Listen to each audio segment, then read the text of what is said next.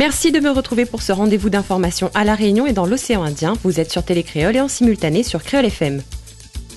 Concernant l'annualisation des cotisations des indépendants inscrits au régime du RSI, une réunion a eu lieu hier à la CCIR pour mettre un terme aux rumeurs et rétablir la vérité sur cette loi qui touche directement les indépendants.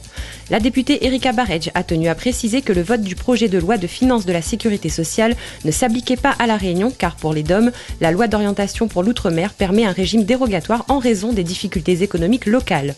Une mauvaise interprétation selon la députée, appuyée par Ibrahim Patel, qui précise que les administratifs doivent s'enquérir auprès des politiques avant d'interpréter une loi et d'ajouter que les indépendants ne doivent pas régler cette cotisation annualisée car les démarches pour se faire rembourser pourraient être longues voire nulles car le service informatique du RSI local n'est pas adapté à cette annualisation. Et ils étaient une centaine hier soir à marcher pour la culture au chef-lieu. La culture malmenée en raison des coupures budgétaires réclame à présent plusieurs actions de la part du gouvernement, la préservation des crédits de la culture dans les budgets de l'État et des collectivités, le maintien de la clause de compétence générale dans les nouvelles lois de décentralisation et un pacte reconnaissant le rôle de l'État et des collectivités territoriales, ceci entre autres points avancés par le collectif.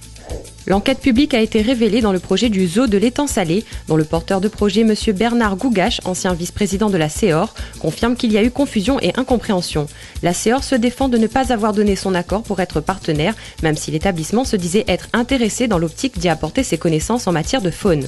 André Fleurance, le président de la Société d'études ornithologiques à La Réunion, déplore que le nom de la CEOR ait été associé à ce projet, précisant que la réputation de l'association s'en est retrouvée entachée et l'université recule elle aussi sur le projet zoo à l'étang Salé. Le laboratoire d'écologie marine Ecomar de l'université de La Réunion a lui aussi vu son nom cité pour promouvoir le projet de la société Bioparc et le responsable réagit lors de l'enquête publique et nie toute participation comme membre du conseil scientifique du parc zoologique, arguant de ne pas approuver l'importation de rapaces pour les mettre en volière et faire des spectacles de fauconnerie. Il se dit inquiet en cas d'invasion de ses prédateurs. Le porteur du projet temporise ses désapprobations en expliquant de son côté que la CEOR et l'université ont été sollicités par le biais du cabinet d'études et affirme même avoir par courrier l'accord de l'université concernant un accord scientifique. En résumé, les deux entités auraient donné un accord informel sur une partie seulement du parc.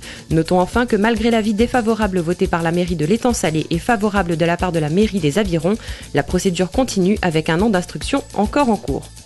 Environnement. Le 22 mars sera la journée mondiale consacrée à l'eau, l'occasion pour les photographes invités par l'Office du tourisme intercommunal du Nord à réaliser des clichés de l'événement vital et menacé. 3 sites ont été choisis sur Sainte-Suzanne pour l'événement, la cascade Niagara, la fontaine des Trois Amours et le front de mer. La logistique, qu'elle soit pour le transport ou le déjeuner, est totalement prise en charge pour ce stage qu'encadre Gilles Bourgin, une journée au tarif promotionnel de moins 50% avec un soutien financier de la région Réunion.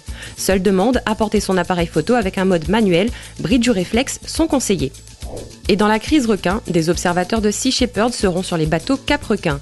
Le programme Cap Requin, initialement prévu pour la capture de spécimens à des fins d'analyse de la bactérie Ciguatera, se voit à présent accompagné de 3 bénévoles de l'organisation non gouvernementale Sea Shepherd. En effet, des observations des méthodes de pêche seront menées à bord des bateaux, mais seront néanmoins soumises au silence pendant la phase expérimentale de 6 mois de capture.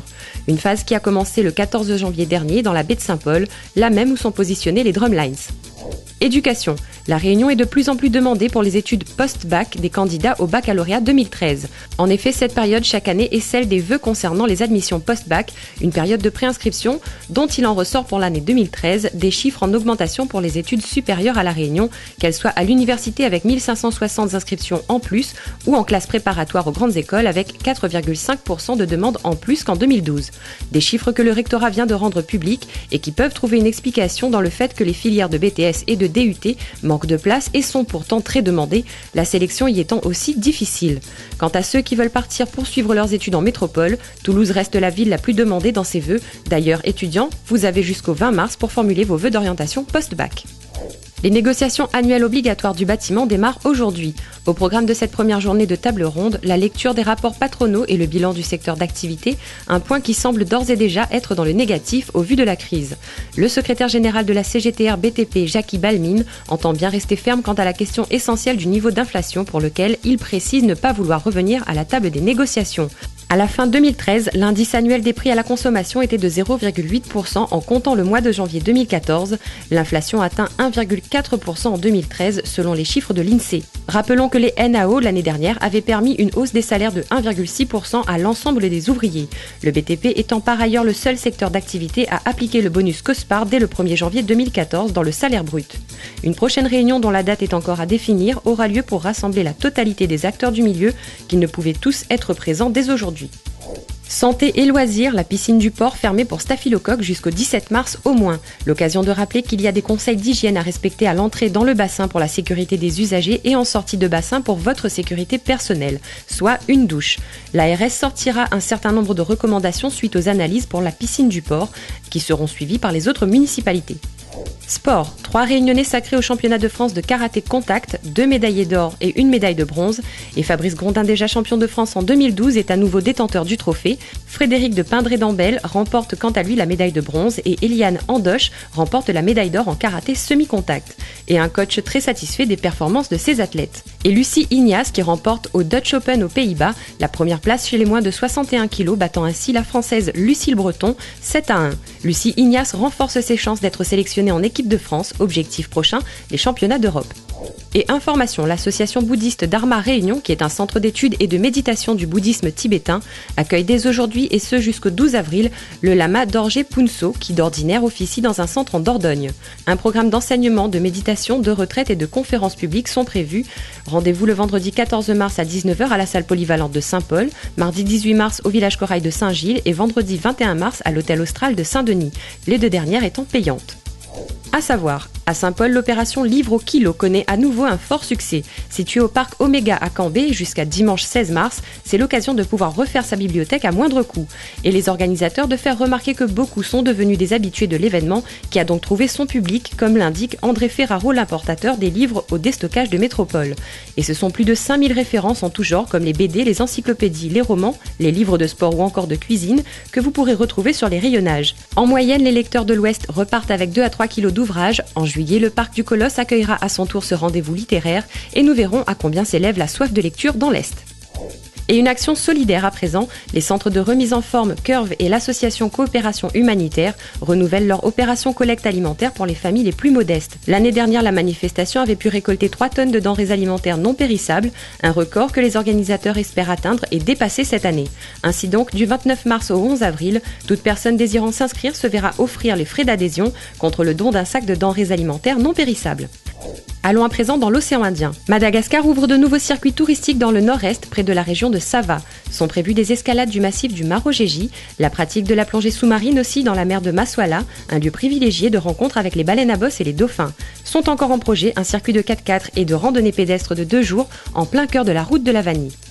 Maurice élu meilleure destination au monde pour la pratique du golf. C'est ce qui est ressorti du dernier salon international de tourisme à Berlin qui a eu lieu du 5 au 9 mars.